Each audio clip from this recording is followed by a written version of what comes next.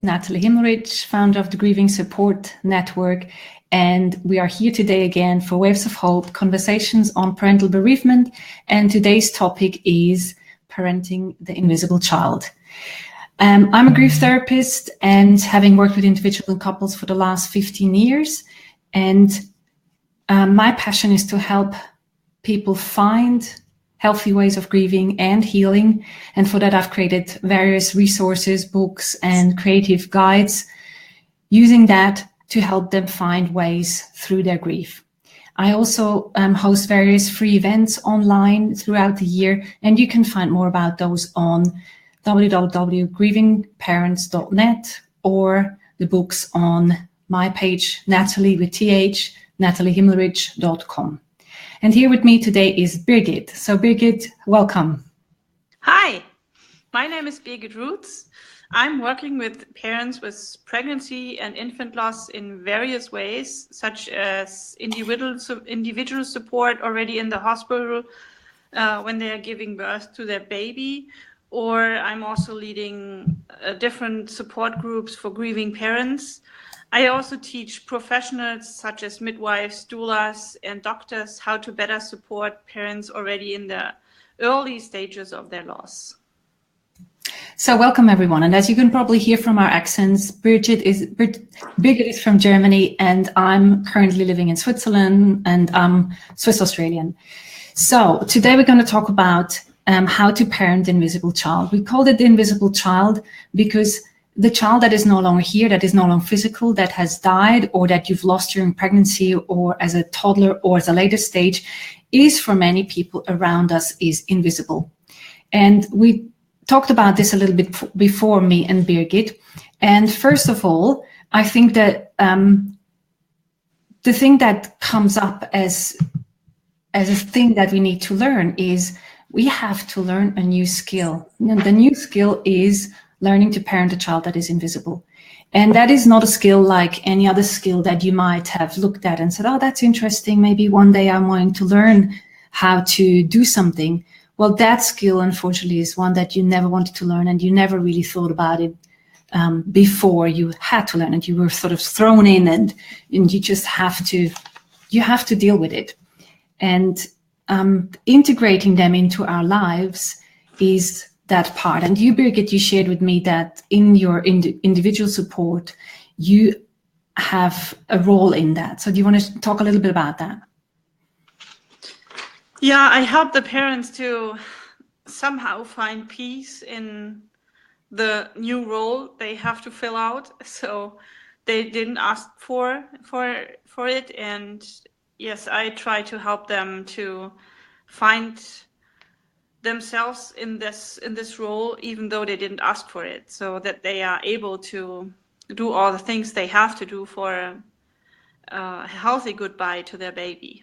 Yeah, and I think especially with people who have pregnancy loss, their dream and their hopes about becoming a parent is sort of clashing with the fact that they are parent, but they don't have a child to parent. And that obviously is a little bit different if you lose your child in a toddler stage or as a teenager or at a later stage where you already had the experience of parenting a child that is here, but then that child is gone. And then you have to say, well, how do I continue with that?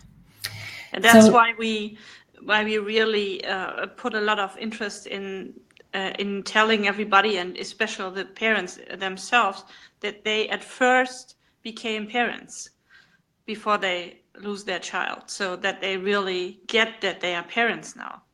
Mm. And in that, we come to the second one. We're also facing people's beliefs that are old, antiquated beliefs on grief. So, for example, you have to move on, or forget about it, or you can have other children.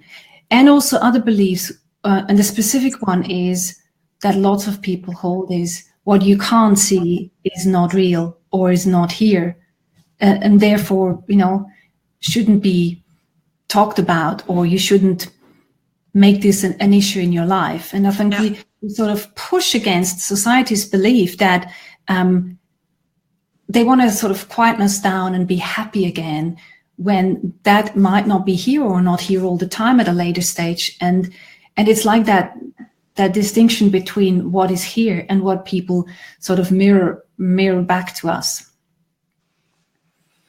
Yeah, I think that's one of the biggest problems the parents have to deal with, is that they always get the expression from society that it is not so important to talk about this child, or if you just don't talk about it so much, then it would be easier for you. But I think what they really say is it would be easier for them, but not for the parents themselves. So yeah. And I mean, many years ago, like 20 years ago, it was when a mother had a stillborn baby, they took it away immediately. They didn't show it to her, all of that, because they thought it would be easier for them. But we now know that this is not the case. Yeah.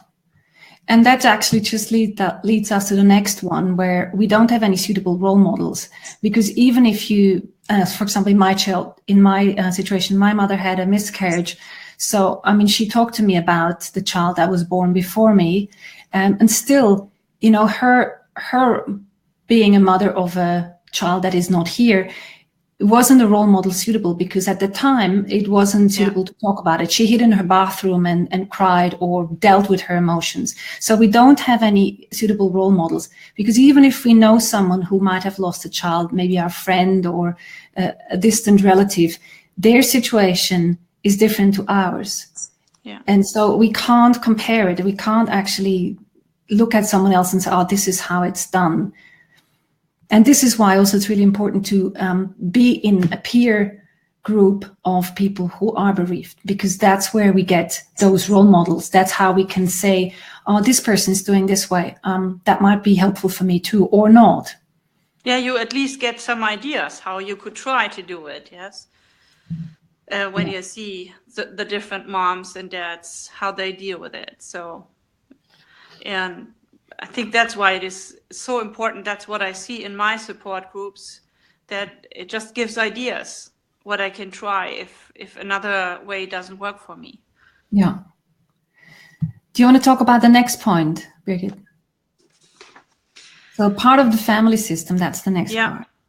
That's a really important part for me. I always tell that all my parents I support, that when we think of the family system we are born into, we cannot deny the child that we lost, because everybody in the family system, every child born in the order they are, have different tasks to do in that family. So if we deny maybe the first child, and I can say that I experienced that myself with my birth family, that my mother had a miscarriage before I was born. But all the years, for more than 40 years, it was like that I was the oldest child. And only after I really got into that and decided for myself, hey, I'm not the first child, I'm the second one, I felt a lot better. All the time I felt like a responsibility I didn't have, and tried to work on that, and it didn't work. So I can tell from my own experience, it is really so important that your first child is the first child, even though you lost it, but it will always be your first child, and it's the same with all the other children. So yeah. And I think for those of people who want to know more about family systems, there's Family Constellation, which you can look up on Google. And there's a lot of different understanding we now have on the position of the children, if it's the first, the second, or the third, and their roles. So go and check up on that if you're interested in that. And then the fifth point we have is the decision on how and if to mention the child, which is part of parenting the invisible child. And we spoke about this just before the session here. And so in my case, I would always say I have 2 children, but it depends on the situation, how I say it or when I say it. And even though I had 2 children that I gave birth to and then 2 miscarriages, for me, I have decided that I don't want to make that in part of the conversation if I just meet someone. But most people ask, well, doesn't Anna May have any siblings? And then to me, I always say, yes, she has a sister and she died. just because I don't want this topic to come up at a later stage and then people say, well, why didn't you mention it before? Yeah. But it is your decision. You know, we want to make it really clear. Each and every one of you need to find the right answer depending on the situation. How do you handle that question, Birgit? Yeah, I do it the same way. I don't always say that I have 7 children and 5 of them were a miscarriage, but there are some times where I really mention that, especially when I'm with other parents that lost a child, so they can see I have a similar experience and how I deal with it. So I can be an example, like, or they can get ideas from me. But there are also situations where I don't mention it because I just don't want to talk about that topic. And I think it's really something you have to find out, how you do it, when you do it. It takes time to find that out, and it varies from time to time how you do it. So just be open to try what works for you. Yeah, exactly. And when it works, like, for example, one specific time when it's definitely suitable is if you go and see a GP or a fertility specialist or a psychologist to talk about, or a psychotherapist. Then obviously you want to bring up that information, because it's important for those people to know, to have a whole system view of what's been going on for you. So there it's important. But otherwise, if you get to know someone fresh on the playground, it's up to you to check in and find out, is that the time to talk about it or not? And maybe it's the first time that you meet someone and you feel, yes, I want to tell them, and maybe not. I mean, that's different for everyone. And it's also not something I say to parents just in the first stage when I support them, maybe in the hospital, or see them right after they lost their baby. I don't tell them that I lost 5 babies, because it's just a burden on them at that time. So we really have to be careful how we do it. Yeah. And it can be, on another way, it can be if someone has just lost a child through miscarriage, it might be a way to say, well, I had miscarriages too, a way to help them understand that they're not alone. Yeah. Without the attempt of taking on the conversation and talk about my miscarriages, but just as a way of saying, hey, me too. Yeah, absolutely. So if you want to continue the conversation on how to parent an invisible child, come to Mayville Heal Peer Support Group. We're going to post that video there, and there's lots of people there. You can continue this conversation. Feel free to also ask questions underneath here, and we'll come back and answer them, or other people might answer them. As we know, the peer have lots of support here for you as well. If you want to find out more about Birgit, go and check out Hope's Angel Network, which is a network that she's created with a lot of professionals working and supporting bereaved parents. And my network is called the Bereaving Parent Support Network. So thank you all. Yeah, thank you for being here. And we had a couple of people. Kylie made a comment from Perth. She said her son was killed in a motorbike accident last year on the 8th of July, and he was 19 years old. That is obviously a difficult situation, given this is your first, no, that's not the second year, sorry, last year. So it is your second year. But also for you, I hope we've covered some topics on that. And Christine, thank you for being here, everyone. And we look forward to seeing you again soon. Yeah, see you soon.